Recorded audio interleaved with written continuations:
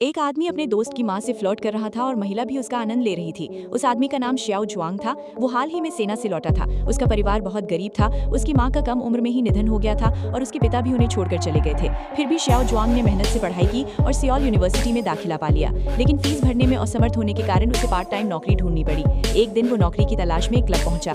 मालिक ने उसके पास अनुभव ना होने के कारण उसे मना करने का सोचा, लेकिन श्याओ जुआंग की बात करने की कला से प्रभावित होकर उसे वेटर की नौकरी दे दी। उसे नहीं पता था कि ये नौकरी उसकी जिंदगी पूरी तरह बदल देगी। एक दिन मालिक ने उसे कमरों की सफाई करने के लिए कहा, तभी ऊपर से कुछ खूबसूरत महिलाएं नीचे उतरी। हाल ही में सेना से लौटे श्याओ जुआंग ने ऐसा माहौल पहले कभी नहीं देखा था, इसलिए वो घबराकर एक तरफ हो गया। एक दिन जब वो वॉशरूम साफ कर रहा था, तब एक नशे में महिला वहां आई। उसका नाम श्याओ मई था और वो क्लब की सबसे लोकप्रिय कर्मचारी थी। उसने मजाक में श्याओ जुआंग को छेड़ा। उसके जाने के बाद श्याओ जुआंग उसके बारे में सोचने लगा। एक दिन जब वो ग्लास साफ कर रहा था कि मालिक ने उसे एक कमरे की जांच करने को कहा। कमरे के बाहर उसे कुछ अजीब आवाजें सुनाई दी, लेकिन वो फिर भी अंदर चला गया।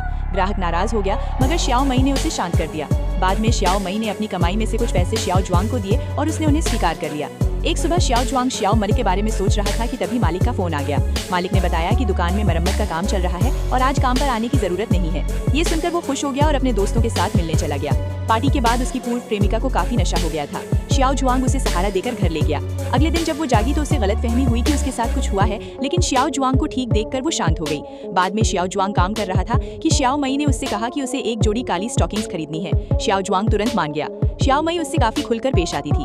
जब उसने देखा कि श्याओ मई के पैरों में असुविधा है, तो उसने उसकी मालिश करने की पेशकश की। तभी श्याओ मई ने एक नजर से उसे सीमा में रहने का संकेत दिया।